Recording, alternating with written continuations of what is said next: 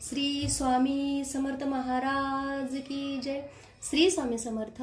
आज आपण रुद्राभिषेक कसा करायचा ते बघणार आहोत। रुद्राभिषेक केल्याने खूप खूप आपले जन्मजन्मांतरीचे पाप नाहीसे होते व शतकोटीची अशी उच्च अशी ही सेवा आहे जी आपल्याला दिंडोरी प्रमार्गामध्ये माहिती आहे की महाराजांनी आपल्याला सांगितलं आहे, गुरुमाऊलींनी, की ही सेवा केल्याने आपल्या घरातील पितृदोष हा नाहीसा होतो, काळ सर्पदोष हे सगळं नाहीसे होतं।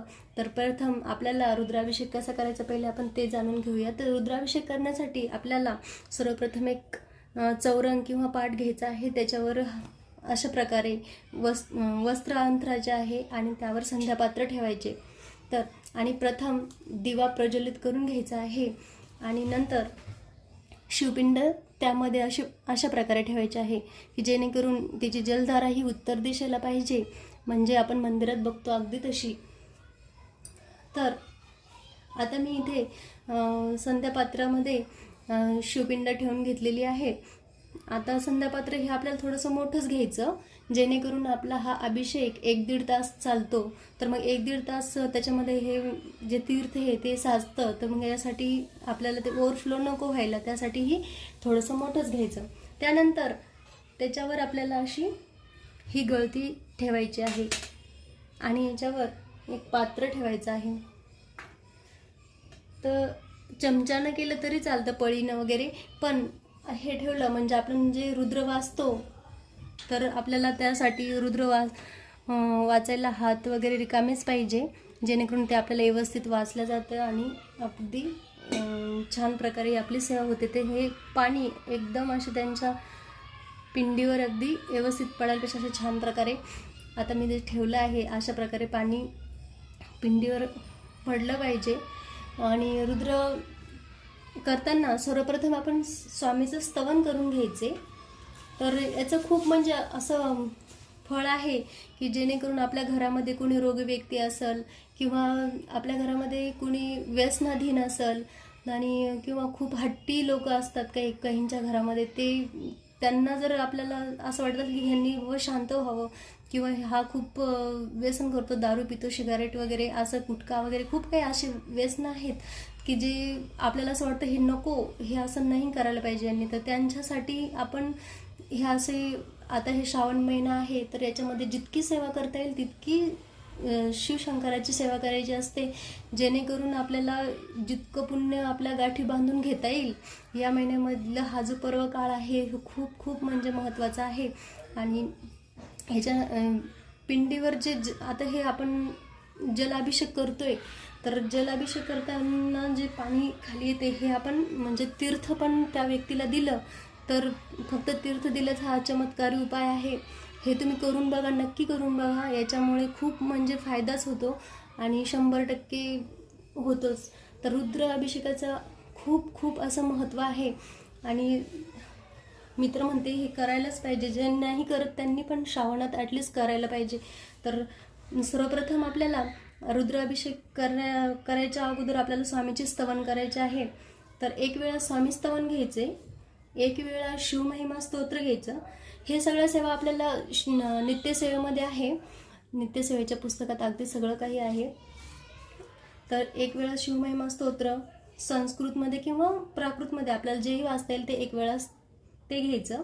एक वेळा गणपती अथर्वशीर्ष घ्यायचं, त्याच्यामध्ये फलश्रुती घेतली किंवा नाही घेतली तरी चालते, कारण की अभिषेक आपला चालूच असतो। तर फक्त गणपती अथर्वशीर्ष घ्यायचं एक वेळास आणि रामरक्षा स्तोत्र घ्यायचं 9 श्लोकी एक वेळास, फलश्रुती घेतली तरी चालेल। तसं रुद्राध्याय तर घ्यायचाच। रुद्राध्यायामध्ये नमक व चमक हे दोन्ही वाचावे लागतील।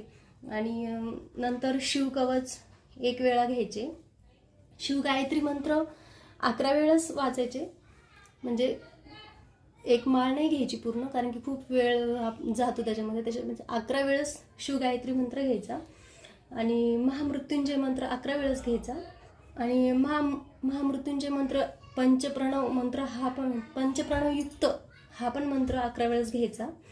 ही सर्व तुम्हाला नित्यसेवेमध्ये आहेत, हे एवढं काही घाबरायचं काम नाही आहे, नित्यसेवेमध्ये सगळ्या सेवा आहेत। नंतर 11 वेळेस हे घेऊन झाल्याच्या नंतर अमृत संजीवनी मंत्र घ्यायचे 11 वेळेस, संजीवनी मंत्र घ्यायचा 11 वेळेस, आणि नंतर काल भैरवाष्टक घ्यायचे 1 वेळेस. त्यानंतर गळती काढून घ्यायची. ते सगळं सेवा आपल्या म्हणून झाल्या की मग गळती काढून घ्यायची. आणि हे जे खाली तीर्थ आहे, मी मगाशी सांगितल्याप्रमाणे हे तीर्थ आपण आपल्या घरामध्ये कोणी व्यसनाधीन असेल किंवा हट्टी मुलं, चिडचिडी वगैरे असतील, त्यांना हे तीर्थ द्यायचे. अगदी आपण कशातही पाण्यामध्ये त्यांना देऊ शकतो किंवा एखाद्या चहामध्ये वगैरे जे काही ते घेत असेल त्यांना आपण त्याच्यामध्ये टाकून हे तीर्थ पाजायचं. आता हे मी तुम्हाला सांगितण्यासाठी हे थोडंसं साचले. अगदी आपलं हे बरंचसं साचतं. आपलं पूर्ण होस्तोपर्यंत 1-1.5 तास हा अभिषेक चालतो.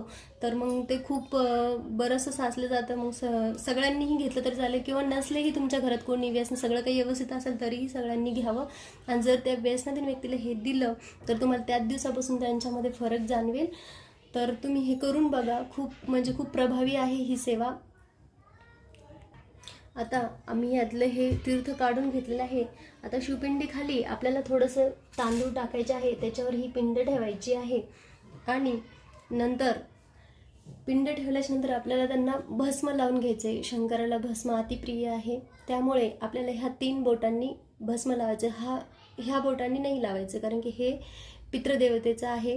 ह्या 3ही बोटांनी आपल्याला भगवान शंकराच्या पिंडीला भस्म लावून घ्यायचे आहे.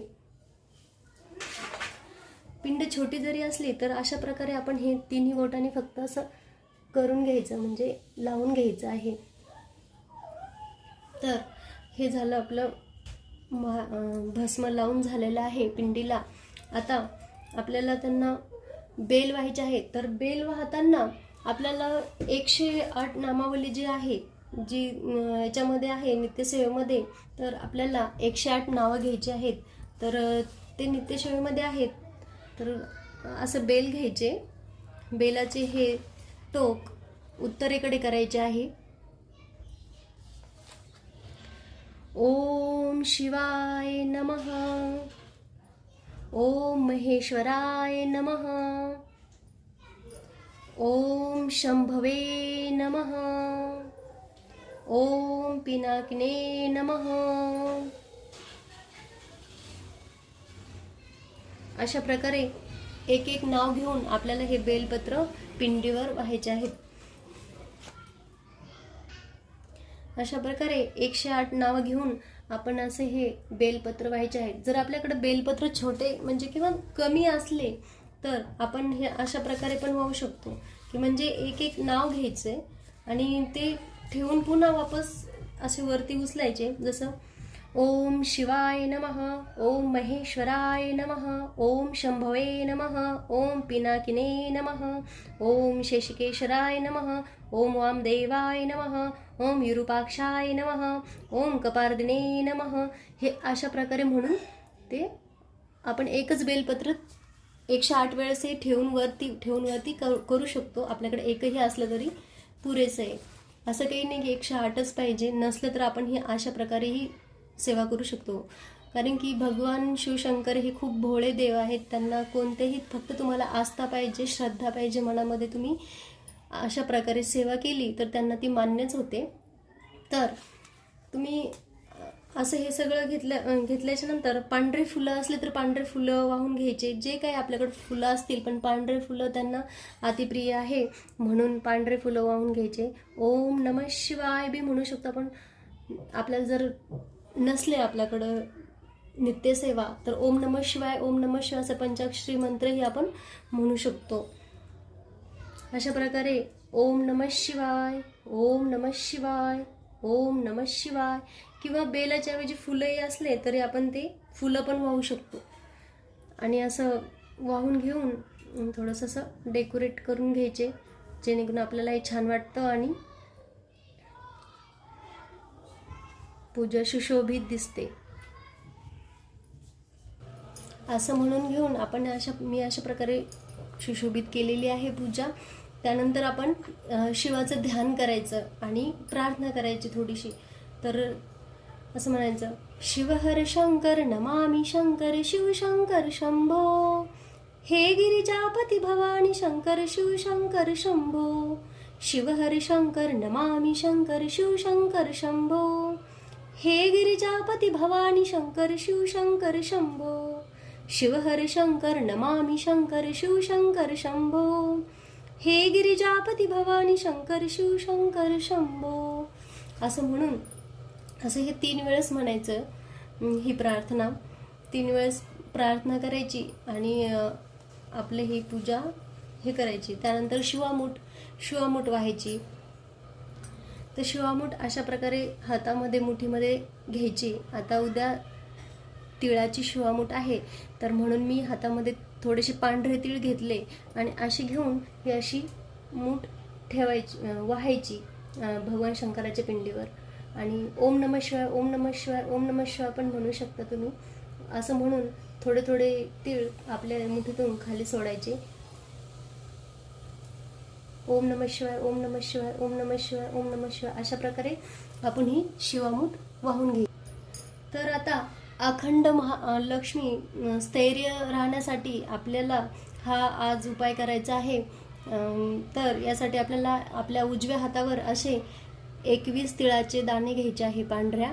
आणि ते असे 21 तीळ घेऊन आपल्याला 16 वेळेस तो मंत्र म्हणून असं म्हणायचं. ओम श्री ह्रीं श्री कमले कमलाय प्रसिद्ध प्रसिद्ध श्री ह्रीं श्री महालक्ष्मी नमः. ओम श्री ह्रीं श्री कमले कमलाय प्रसिद्ध प्रसिद्ध श्री ह्रीं श्री महालक्ष्मी नमः. असं म्हणून आपल्याला हे तीळ आपल्या पिंडीवर शंकराच्या असे सोडून द्यायचे आहे. असे 16 वेळेस म्हणून सोडायच्या. हा उपाय आपल्याला अखंड लक्ष्मी प्राप्तीसाठी किंवा आपलं आरोग्य हे व्यवस्थित राहण्यासाठी हे उपाय करायचा आहे आपल्याला. ह्या दुसऱ्या श्रावण सोमवारी, ह्या महिन्यातल्या दुसऱ्या श्रावण सोमवारी आपल्याला हा उपाय करायचा आहे तिळाचा. आता आपण आरती करून घेणार आहोत. तर आरती करण्यासाठी प्रथम तुम्हाला जर महाराजांची पहिले गणपतीची आरती घ्यावी आणि नंतर महाराजांची घ्यायची तर ही घेऊ शकता. नाहीतरी आपण फक्त शिवाची जरी घेतली तरी चालेल. ओम शिव ओमकारा ही आरती घेऊ शकतो. नाही जी आपल्याला येत असेल, जी आपल्याला आवडत असेल ती आरती आपण घेऊ शकतो. तर मग अशा प्रकारे आपण आरती पेटून घेऊया. अशा प्रकारे आरती पेटून आपण आरती घ्यायची. जय शिव ओंकारा प्रभु हर शिव ओंकारा ब्रह्मा विष्णु सदा शिव ब्रह्मा विष्णु सदा शिव अर्धांगी धारा ओम हर हर हर महादेव. अशी आरती घेऊन आपण नैवेद्य ठेवायचा आहे. तर आपल्याला उपवास असतो तर प्रथम आपण साखरेचा नैवेद्य ठेवायचा. आरती झाली की हा नैवेद्य ठेवलाच पाहिजे. शिवशंकरांना नैवेद्याला उशीर झालेला आवडत नाही. तर आरती झाली की लगेच साखरेचा नैवेद्य ठेवून द्यायचा. अशा प्रकारे साखरेचा नैवेद्य ठेवून आपण त्याला पाणी फिरून घ्यायचं. ओम प्राणाय स्वाहा अपनाय स्वाहा व्यानाय स्वाहा मुदनाय स्वाहा समनाय स्वाहा ब्रह्मणे अमृतत्वाय स्वाहा नैवेद्यम समर्पयामि असं म्हणून प्रसाद ठेवून द्यायचा. आणि नंतर आपण जेव्हा उपवास करतो तेव्हा आपण जी भाजी पोळी काही पण केलं ते नैवेद्य ठेवून द्यायचा. आणि असंच मी ज्याप्रमाणे खाली भरीव चौकोन काढला तसं चौकोन काढायचा आणि त्याच्यानंतर प्रसाद ठेवायचा. म्हणजे ताट असलं तर ताट ठेवू शकता किंवा तुम्ही थोडंसं नैवेद्य वगैरे करून ठेवला तर एखादी प्लेटमध्ये तर त्याच्या खाली भरीव चौकोन काढायचा. त्याशिवाय आपला नैवेद्य पावन होत नाही, तो त्यांच्यापर्यंत पोहोचत नाही. त्यासाठी आपल्याला हे करायचं आहे. तर अशा प्रकारे आपला रुद्र अभिषेक झालेला आहे. आता रुद्राभिषेक केल्याचे महत्त्व मी एका व्हिडिओमध्ये तुम्हाला पुन्हा एकदा सांगेल. त्याची सविस्तर माहिती मी सांगेल कारण की व्हिडिओ खूप आपला मोठा होत आहे. तर झालेली सेवा महाराजांच्या चरणी मी रुजू करते. व तुम्हाला जर हा व्हिडिओ आवडला असेल तर लाईक शेअर व सबस्क्राईब नक्की करा. आणि भेटूया आता पुढच्या व्हिडिओमध्ये. तोपर्यंत श्री स्वामी समर्थ.